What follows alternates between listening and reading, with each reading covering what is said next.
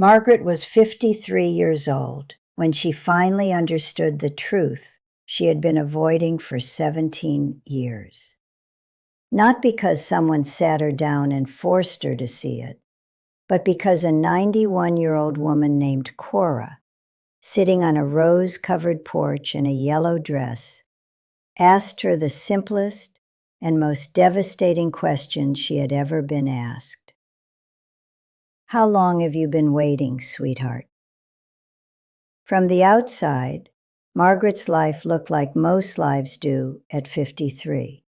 Layered, complicated, held together by routine and quiet determination. She had a house in a small Ohio town with a garden she tended carefully, 2 adult children she was proud of, a job she didn't love but was good at, and Daniel. 17 years with Daniel, a man who was, by almost every measure, not quite there. Not abusive, not monstrous. Nothing dramatic enough to justify leaving. That's what she always told herself. He was just almost present, almost reliable, almost the partner she needed, almost capable of the love she deserved. He would go weeks being warm and funny and genuinely there, and Margaret would feel the tension in her chest finally release, finally breathe, finally think, "See, this is who he is. This is the real Daniel." And then he would disappear again. Not physically. Daniel was always physically in the house. But emotionally, he would simply go somewhere she could not reach, cold and distant and dismissive. A man going through motions in a life he seemed to be tolerating. And Margaret would wait.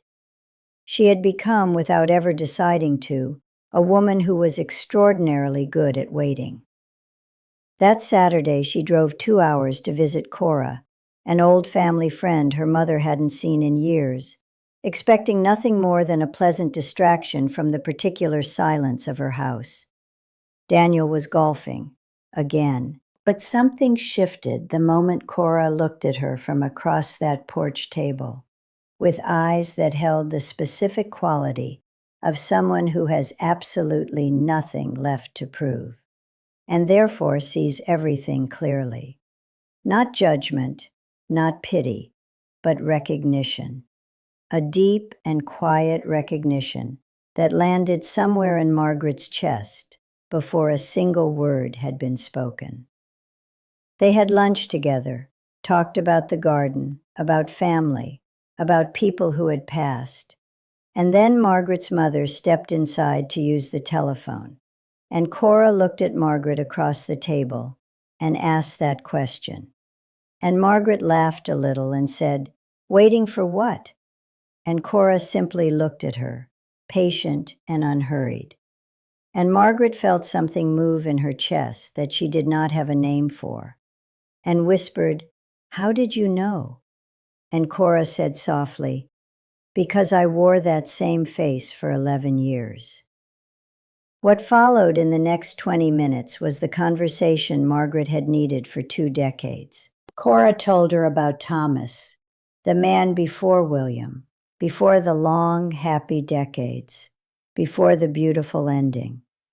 Thomas, who could make her feel like the most important woman in the world on a Friday and look straight through her by Sunday, who had a gift for tenderness that appeared just often enough to keep her convinced it was his true nature.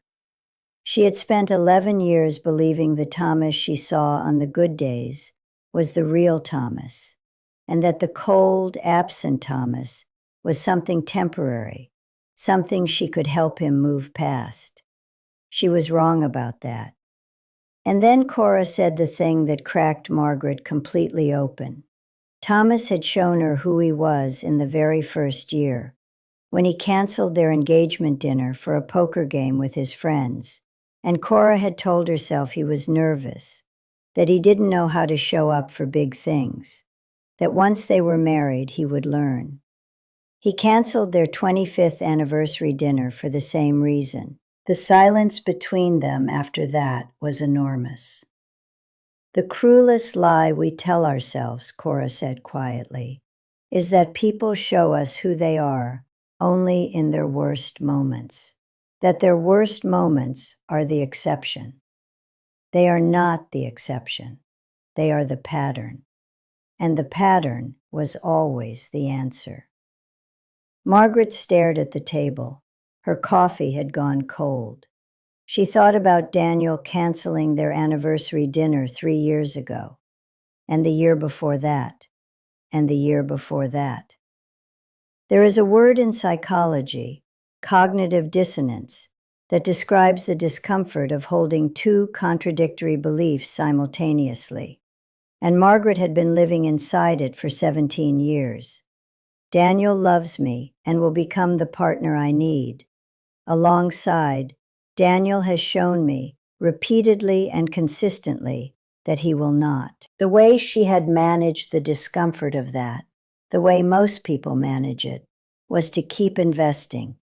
Because the longer we invest in something, the harder it becomes to accept that the investment was misplaced. Economists call it the sunk cost fallacy. In relationships, we call it love. But sometimes what we call love is actually something quieter and sadder. The refusal to admit that the years we gave were given to a version of someone that never fully existed outside of our hope for them. We didn't fall in love with who they were. We fell in love with who we believed they were capable of becoming. And Cora understood this without ever having studied a textbook. The hardest grief, she told Margaret, is grieving the person you thought someone was going to be, because the world doesn't recognize that grief. They say, but he's still here. But she's still alive. What are you mourning? And the answer is that you are mourning a future that was never going to happen. And that is one of the most real losses a human being can experience. Margaret cried then, fully and completely, for the first time in 17 years, not because something had ended, but because she finally allowed herself to see what had never truly begun. And then Cora said the thing Margaret would repeat for the rest of her life. People are not puzzles to be solved, not projects to be completed, not caterpillars waiting inside a cocoon for the right conditions to become something beautiful. People are who they are, not who they could be, not who they were that one perfect weekend in the beginning, but who they are on a regular Tuesday when nothing is on the line and nobody is watching, and there is no particular reason to make an effort. And the most important question you will ever ask yourself about another person is not can they change, but am I at peace with who they already are? Because if the answer is no, if you are always waiting and hoping and negotiating with yourself about what you can tolerate in exchange for those rare good days, then you are not in a relationship. You are in a waiting room, and no life should be spent in a waiting room. Margaret drove home that evening in silence, her mother asleep in the passenger seat, 2 hours alone with the truth she had just been handed. And she thought about the waiting room, and she thought about her daughter, 26, and in a relationship that had always made Margaret uneasy for reasons she had never been able to name, and now she could name it. Her daughter was also sitting in a waiting room, and she had learned that from watching her mother. And that thought, more than anything Cora had said, was the one that broke her completely open and then rebuilt her from the ground up. Margaret left Daniel 8 months later, not in anger, not with drama, simply and finally without waiting.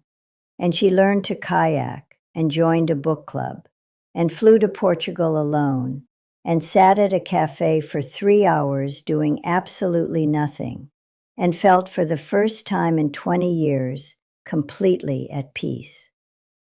Her daughter ended her own relationship 6 weeks after Margaret left Daniel. They never discussed the connection. They didn't need to. Cora passed the following spring at 92, and Margaret drove to the funeral alone and sat in the small church and listened to people speak about a woman who had wasted 11 years on Thomas and then lived 41 extraordinary years with William and died surrounded by people who loved her without condition. And when it was over, Margaret stepped outside into the April sunlight and thought about waiting rooms and how much life existed on the other side of them. And she walked to her car and drove forward, because that is the only direction worth going.